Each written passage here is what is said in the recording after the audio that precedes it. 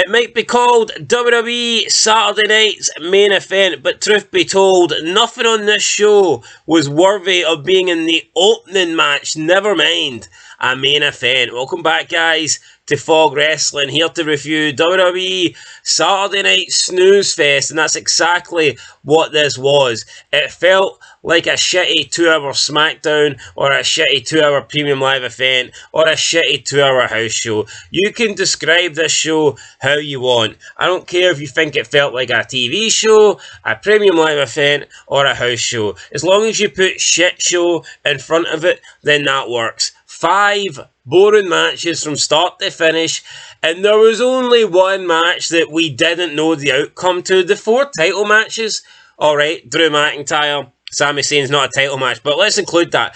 Outside of the women's US title, not a single match was in jeopardy. We knew the 4 winners from start to finish. There was no chance Sami was beating Drew. There was no chance Io Sky was beating Liv Morgan. No chance Gunther was losing. And absolutely, as Mr. McMahon would say, no chance in hell that Kevin Owens was going to beat Cody Rhodes. It was just never going to happen. And the show was so uneventful, just so predictable. How can they give us something like this? Oh, it's on NBC. Oh, it's streaming on Peacock. We can get new fans. You're going to get a taste of the old era. There was nothing good about this. A taste of the old era. What? You had Jesse Ventura on commentary for the main event, and yes, he was the best thing on the show, hands down. But other than that, why would you watch this? Why would old fans who have stopped watching check this out and go, oh, this is what I've been missing for years. Wrestling's great again. I'm going to start watching. Fuck no. Anybody who bothered to watch this and they haven't watched wrestling in years, they would have put this on for 5 minutes and they would have said, I made the right choice. I was right to stop watching. And then they'll go about their day. No new fans. You're talking about, oh, we're on NBC. New fans are going to see this and become massive WWE fans. There's nobody watching this for the first time thinking this shit was good. There's just not. There is absolutely not. And we hear about how this era is claimed to be the best. And even Jesse Ventura says wrestling's never been so good. I mean, I like Jesse Ventura, but what a fucking liar. Guy's getting his pockets lined and he's willing to bullshit. How can he sit there and claim that this era is better than his era, or the era that came after his era, or the era that came after the era that came after his era, or any era for that matter? This guy knows. Do you think Jesse Ventura really thinks Cody Rhodes and Kevin Owens are better than The Rock and Austin, or fucking Hogan and Flair? Absolutely not. Absolutely not. But they're lying. You know, they know their show sucks, but at the same time, they can't come out and be honest, can they? They can't. No, the wrestlers, they ain't going to do that. But Cody Rhodes knows that he isn't a big star. Cody Rhodes knows that he could not lace Austin's boots. But at the same time, you know, they have to pretend. They have to pretend that what they're doing is great. I mean, you look at them when they're reacting to like old moments. They're like in awe of the legends. You know, nobody. Do you think Undertaker's watching this and going, "Oh my, I wish I could get back in the business so I could be Cody Rhodes, or I could be a young Damian Priest." The legends look at this and they think, "Holy shit, these guys have taken the business that we built and they've run it into the ground." That's what the legends are thinking. You look at all the documentaries on WWE, and it's all the current stars that are watching the old stars, and they're in awe of the old guys. You know, they're putting the old guys over. They're amazed at how good the old guys were. They're like mesmerised. Damian Priest saying, "Oh, when I grew up wrestling Undertaker, you couldn't take your eyes off it." Do you think Undertaker's sitting at home watching this crap? Do you think Undertaker's sitting at home thinking, "Nah, Sarah, I don't want to go to bed and have an early night with you because I need to watch Saturday night's main event"? And I get it, he's not even dating Sarah anymore, he's dating Michelle McCool, but you get my point, alright? Undertaker's not fucking watching this crap. He's not. He's not. Losers like us, that's who's watching this shit. Oh man, right. Let's just get into it. I'm not going to spend 45 minutes ranting. Big Stevie Cool couldn't even be here. He's passed out, so he gave up. Don't blame him. I'm going to quickly get through this, guys, and then that's it. Alright, so what we did get on the pre-show, I enjoyed Jesse Ventura. He was being a heel. He was body shaming Dusty Rhodes, and people were booing him. People didn't like it because it's 2024 and people shit their pants. People fucking shit their pants. Anything edgy, people will just cry about. So yeah, Jesse Ventura, you cannot be a good... He was saying how he's not convinced that Cody Rhodes is Dusty Rhodes' son because Dusty Rhodes looked like Dusty did and Cody looks like Cody did and whatever. He got booed.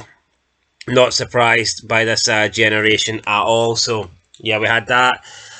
Then the show starts. First match, Drew McIntyre, Sami Zayn. We got a commercial break in there. McIntyre hits the Claymore. What is there to say? You know, an average. All the matches tonight were just average.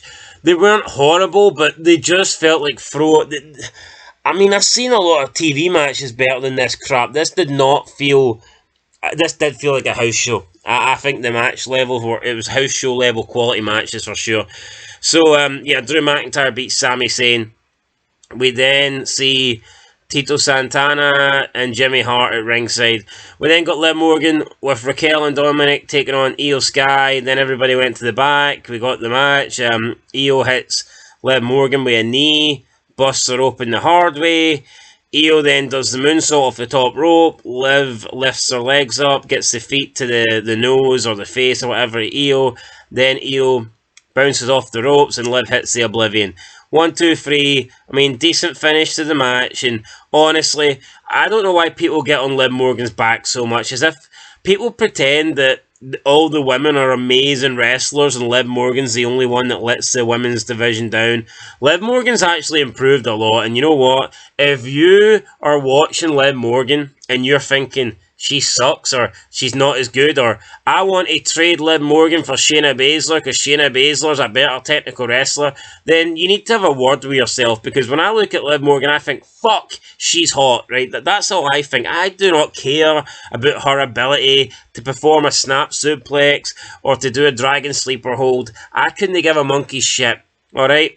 And The Rock wouldn't have gave a monkey's shit either. Do you think The Rock really cared back then? Oh, did he care about Lillian's ability to fucking interview him backstage? Or did he want to give Lillian the people's fucking strudel? You know what I mean? Come on. Don't be a loser. Don't be a fucking loser. Liv Morgan's hot, and that's all there is to it. The match was alright. I mean, it was fine. I actually thought this was probably match of the night. And it probably helps that you've got eye candy to look at. But I don't know, I thought the finish was decent. There was a botch when Io did a springboard or whatnot, but I think the finish was no bad. The moonsault countered and then straight into the Oblivion. But I mean, none of the matches really stood out. I can't sit here and say that one match was really bad, but I'm not going to pretend that one match was really good. I just thought out of all the matches, this one maybe had the best finish, so it is what it is. Although, I mean, the finish to the Chelsea Green match was not bad as well. After the match, Rhea Ripley comes out and stares down Liv Morgan. Why did we need this? I don't know. It's obvious that the feud's not over. It's obvious that Rhea Ripley wants the shot next. We didn't need this, but I guess they just wanted to bring out Rhea Ripley so we could see her big masculine fucking, eyeshadow, goth makeup face. And I mean, gothic chicks are hot, but not fucking Rhea Ripley. She's not looking like Daphne or something like that, or like a Lita who had that kind of unique style going on. She's not looking like one of them. She's coming out looking, just looks like a dude. I mean, it is what it is. I honestly, I don't understand the simps that love Rhea Ripley. I just genuinely don't get it. You know what? I don't really get the people that say they would walk 10,000 miles just to breathe the same air as Bayley. I know you got a lot of guys that say shit like that, but I mean, I can at least accept that Bayley's a lot more feminine and more attractive than Rhea. I just do not get this. Well, I do get it. People are simps and they want to be dominated by a chick that looks like a dude. I mean, I get that point, but fuck me, just keep Rhea Ripley away. Didn't need to be out there. Just didn't need to be there. And then she comes out and she just stands next to Liv Morgan and looks at her.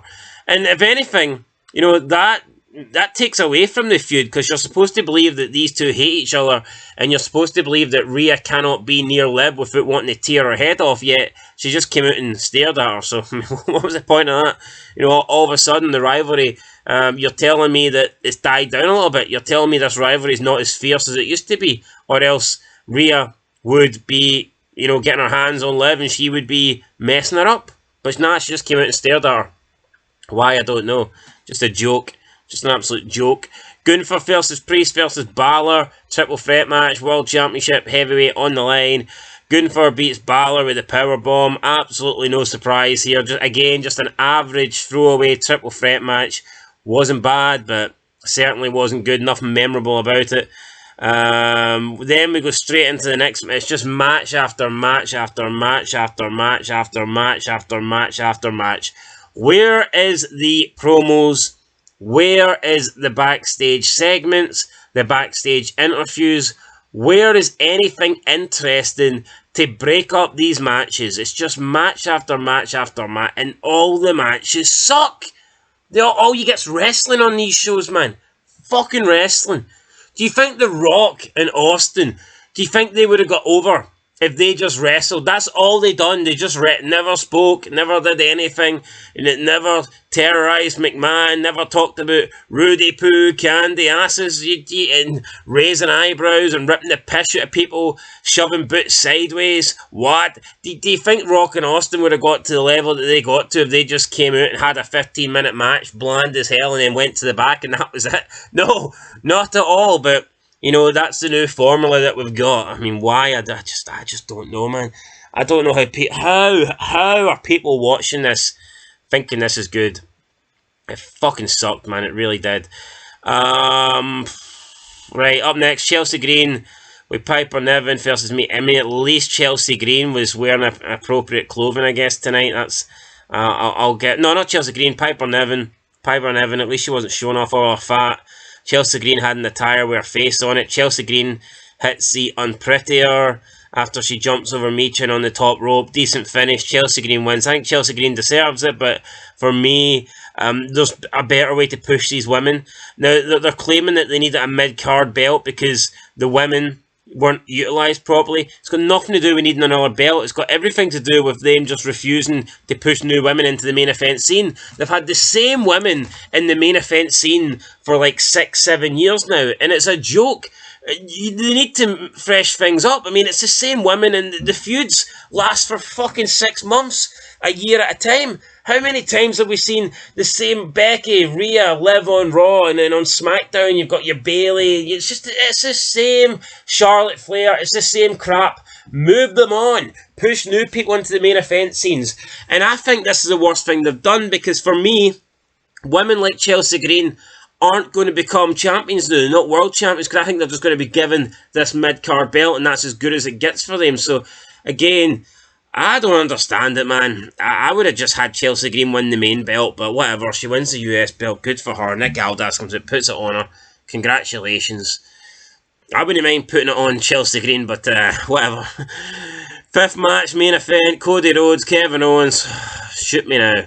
So, Rhodes brings in a steel... Owens brings in a steel chair. There's referee bumps.